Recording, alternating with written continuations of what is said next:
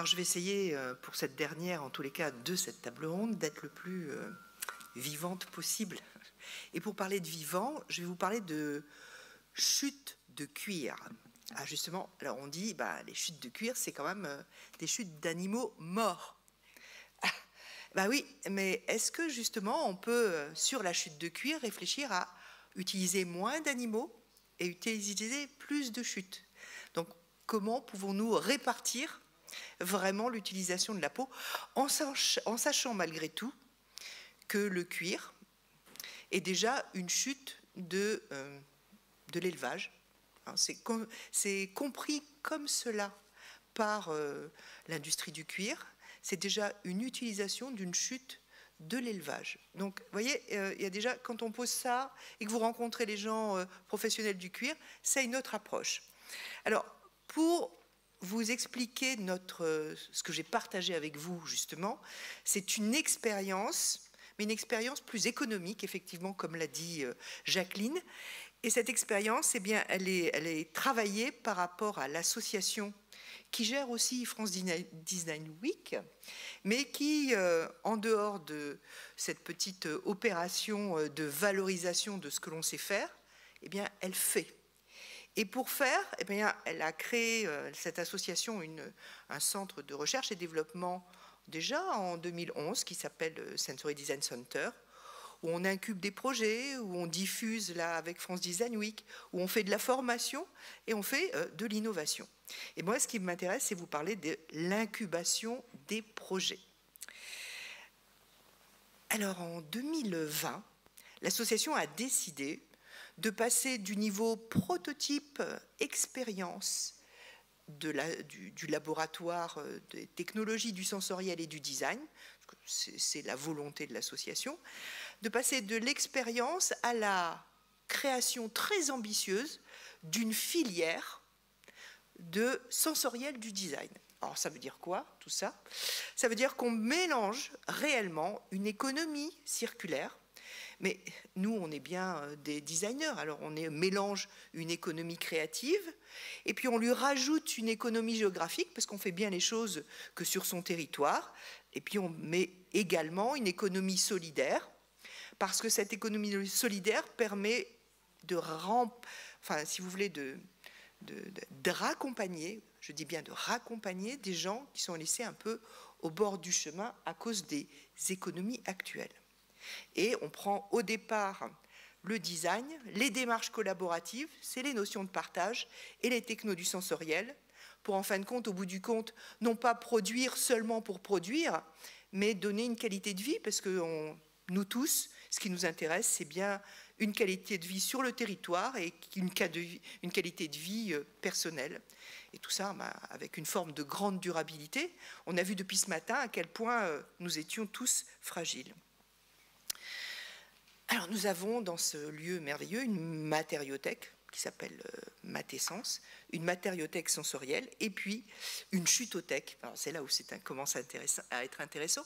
Donc cette fameuse chutothèque qui récupère, c'est quelque chose que j'ai monté avec Jean-François Bassereau il y a déjà 10 ans, on récupère des éléments, on les transforme, et on regarde ce qu'on peut faire avec les déchets broyés, spiralés, écrasés, etc. Et dans le laboratoire, on fait tout ça. Puis un jour, l'ADEME, la Chambre de commerce et la région, sur un programme évidemment officiel, donc vous voyez, c'est hop, d'un coup un territoire arrive, et un organisme d'État dit « ça serait quand même bien que vous réfléchissiez sur une production de déchets de notre région ». Et effectivement, ici, il y a énormément, sur la région centre, de fabricants d'objets de luxe ou de premium, si on peut dire, autour du cuir. Et qui dit production de cuir, dit production de déchets. Et nous, ça nous intéressait parce que, quoi qu'il arrive, le cuir, c'est une matière noble, vivante, malgré tout, et en même temps sensorielle. Donc ça tombait bien. On pouvait organiser quelque chose autour de ce déchet. Alors je vais vous faire j'espère que vous allez être renversé sur votre chaise, la production de chutes de cuir mondiale, par an, c'est une montagne aussi grande que l'Everest. C'est à peu près 1 milliard de mètres carrés de chutes de cuir. Alors pour faire très simple, quand vous tannez une peau, pour l'utiliser pour en faire un sac, des chaussures, une veste, un canapé, ce que vous voulez, globalement, à quelque chose près, vous en utilisez que 50% et vous jetez le reste. Donc voilà, ça vous donne environ le niveau. Alors, quand je disais en début de mon entretien que quand même, si on tuait moins les animaux, mais qu'on utilisait plus les 50%, ça pourrait peut-être être intéressant. Et bien sûr, notre projet, puisqu'on nous l'a proposé, c'était que le design soit le levier d'innovation de cette opération. Alors, on a commencé par une expérimentation avant d'accéder à l'expérience. Alors, on a décidé, en 2021, donc je vous parlerai des 3 années qui viennent se passer, en 2021, on a décidé de lancer un concours de design national avec Valessence, qu'on a appelé Mon beau déchet, sur le cuir et ses chutes. Et on a demandé à des entreprises locales qui font du déchet, alors une entreprise qui fabrique des objets de luxe, et une entreprise ici qui fabrique des chaussures. Donc on n'a pas tout à fait les mêmes tailles de chute. On leur a dit, est-ce que vous pouvez nous le donner comme ressource, et nous on va le donner aux créateurs. Alors au départ on a fait un concours pour les designers, les créateurs. Donc on a ouvert ce concours comme vous le voyez, enfin vous ne le voyez pas d'ailleurs sur le sujet, mais on l'a lancé en début d'année, et que ce soit les designers, les créateurs ou les étudiants avaient le droit de répondre. Et puis on a attendu sans savoir exactement quel type de retour on allait avoir. Donc on a eu ce type de retour avec des chutes, des très petites chutes. On a eu ce type de retour avec des objets de luxe uniquement faits avec... Là, c'est que du déchet. Hein. Et voilà, là, c'est une maroquinière super top moumoute qui nous a fait cette chose-là. Alors, évidemment, on a primé un certain nombre de choses. Et puis, on a des choses un peu mixtes avec des cuirs tressés, une nouvelle façon d'apprendre les choses, et du textile avec des produits faits par des étudiants, d'ailleurs, du lycée Choiseul, il me semble. Et puis, on n'a pas lésiné, j'espère que ça va vous donner envie d'y passer. Ça, c'est l'hôtel consulaire qu'on nous a prêté pour France Design Week 2021. Et on a exposé l'ensemble des objets en disant, voilà, quand on a un déchet, on peut faire des choses de luxe, on peut faire des choses pas de luxe d'ailleurs, et on peut faire, en tous les cas, des produits. Alors, notre objectif, ce n'était pas juste d'exposer pour dire, vous avez vu, pendant France Design Week, qu'est-ce qu'ils sont doués, tous ces designers et ces créateurs, pour faire des objets. On dit, voilà, si nous le pouvons, ces objets, ce qui nous intéresse, nous allons les industrialiser ou les manufacturer pour créer une petite fabrique, une fabrique d'estime, je vous dirai ce que c'est tout à l'heure, une petite manufacture pour éditer en petite série les objets des créateurs, avec les chutes uniquement. Alors ça, c'était facile à dire, un peu moins facile à faire, parce que les objets sont tous tellement différents qu'ils demandent tous, je dirais, un développement commercial différent. On a eu des urnes funéraires à faire en cuir. Bah, il y a des urnes funéraires en papier, donc pourquoi pas en cuir? C'est assez chic de se faire incinérer avec une urne en cuir, d'Hermès par exemple, ça peut être super sympa. Mais tout ça pour dire que c'est plus compliqué. Alors, on n'a pas tout à fait, je pense que les choses vont se débloquer l'an prochain, mais la fabrique d'estime est un work in progress. Alors pourquoi une fabrique d'estime? Parce qu'on souhaite, par rapport aux 4 économies que vous avez vues sur la filière, on souhaite que d'une part, on valorise les hommes, donc on a des designers, des gens en insertion, des professionnels et des gens en transmission dans les fabriques d'estime.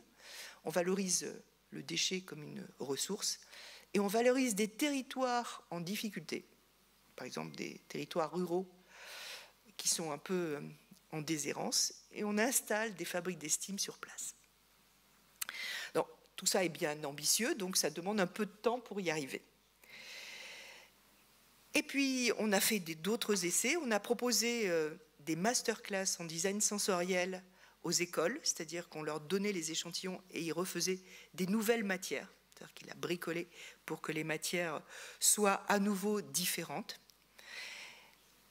Et on a fait un travail de sensibilisation en proposant des petits objets faciles à fabriquer en chute de cuir aux ateliers jeunesse et loisirs des centres aérés de Tours. Pendant toutes les vacances de Tours, on a eu ce type d'atelier pour comprendre qu'on ne jette pas de la belle matière et qu'on peut faire des choses intéressantes. Et je peux vous dire qu'on a eu un succès auprès des enfants qui était assez remarquable, tout autant que sur les étudiants que vous avez vus précédemment. Ah, ça fait quand même une année 2021, maintenant 2022. Donc, surtout, il ne fallait pas s'arrêter. Hein.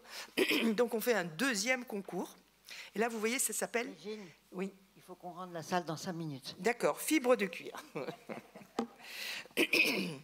Eh bien, le premier concours a montré, parce qu'on communique aussi, a montré que les industriels s'intéressaient à nous, en particulier un industriel allemand, qui, comme vous le voyez, ici, fabrique déjà une fibre de cuir à partir on va dire, de broyat de cuir associé à un liant. Et pour l'instant, jusqu'à présent, il faisait des semelles, des bordures de chaussures, des talons, etc., parce que c'était pas une matière noble. Mais il s'est intéressé au travail que l'on faisait pour dire est-ce qu'on peut travailler ensemble et est-ce que l'on peut faire, par exemple, un concours sur la fibre de cuir? Et pas de problème. Donc, on a fait un concours, le même concours que l'an dernier sur la fibre de cuir et sur les nouveaux usages qu'on pouvait adopter. Donc, vous voyez, là, ce sont les petits trophées qu'on a remis. Voilà, on fait, par exemple, des selles de vélo en fibre de cuir. Mais, du coup, les entreprises industrielles automobiles, en particulier les premières montres qu'on appelle, eh bien, se sont intéressées à faire de l'équipement voiture sur ce sujet. Et on a tellement bien travaillé avec cet industriel que du coup on a lancé un troisième concours cette année que vous verrez si vous allez à l'hôtel consulaire. Et on a réessayé, par exemple, je vous expliquerai globalement ce qu'on a fait avec cet industriel, mais surtout, on s'est dit, tiens, c'est bien d'avoir de la chute de cuir, de la fibre de cuir, mais si on l'associait à un autre déchet. Et là, on a associé la fibre de cuir en hybridation au papier de l'entreprise Procédés Chenel à Paris. Donc là, vous voyez, on a emmené quelques personnes visiter les Procédés Chenel et utiliser uniquement les chutes que vous voyez. Et vous voyez ce que font Procédés Chenel, c'est-à-dire tous les équipements papier de l'événementiel. Et ils trouvaient que c'était quand même super bien de pouvoir mixer la fibre de cuir et le papier. Et Procédés Chenel faisait aussi un concours qui s'appelait une school paper.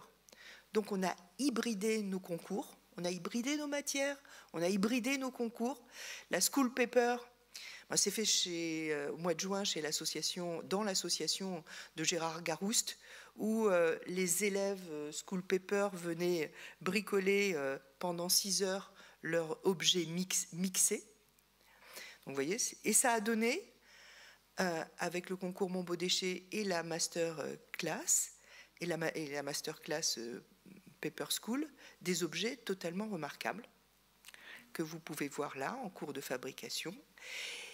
Et on a hybridé encore plus, puisque l'association ici des quartiers un peu, particulièrement populaires, une association de territoire zéro chômeur nous a contactés pour savoir si les gens qui venaient de l'étranger, qui avaient des savoir-faire, en particulier les Africains qui savent très bien travailler les cuirs, pouvaient prendre cette fibre de cuir et ce papier et nous proposer des nouveaux objets. Donc on a hybridé aussi, on a passé le cap des créateurs, et les créateurs, on leur a ouvert les portes à ces personnes-là. Mais ça, c'est pour vous montrer le travail de création toujours pour cette fameuse fabrique d'estime. Et parallèlement, avec l'industriel Naboré, on a développé 3 types de produits. Un produit simple que vous voyez là qui a servi au concours, celui de gauche, celui du milieu avec une finition, et le troisième en les compressant pour faire du mobilier ou du parquet.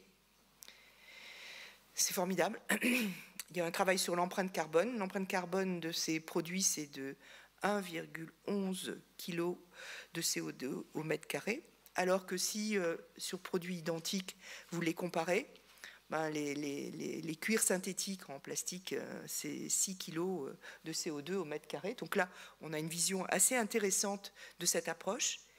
Et comme il est toujours assez difficile de travailler avec les entreprises, en particulier du luxe français, qui sont très frileuses de leur chute, normalement les chutes sont brûlées ou enterrées. Donc vous voyez qu'en 50%, hein, voilà, pour justement ne pas utiliser d'une façon frauduleuse un cuir de très grande marque de luxe. Eh bien, les Allemands, accompagnés d'entreprises françaises, vont très certainement, à partir d'un petit développement industriel, et vous voyez, ça se fabrique exactement comme du papier, en fin de compte, c'est exactement la techno, sont en train de réfléchir avec nous à une implantation industrielle en France, bah évidemment plus particulièrement en Touraine, parce qu'il faut une ligne de production de 130 mètres de long. Vous voyez, je ne vous dis pas où c'est, mais on visite, avec une autre façon propre, beaucoup plus propre de travailler, et en utilisant une friche industrielle, c'est-à-dire que plutôt que de construire, on utilise une usine déjà existante. Voilà, donc je voulais partager ces démarches avec vous qui sont tout autant créatives. Donc on n'arrête pas avec ce concours, hein, je vous rappelle, c'est un concours de design. Ce concours de design va engager une fabrique manufacturière qui va embaucher des gens en insertion aussi, mais qui va former au nouveau métier du cuir et de la fibre de cuir. Et on est en train d'imaginer une usine pour traiter juste 3300 tonnes de chutes de cuir par an, c'est-à-dire passer d'un volume manufacturier à un volume industriel, alors non pas pour en faire plus, mais pour traiter d'une façon plus intéressante la matière. Donc on est en même temps un design de produit et en même temps un design de matière nouveau que nous développons avec eux. Je vous remercie.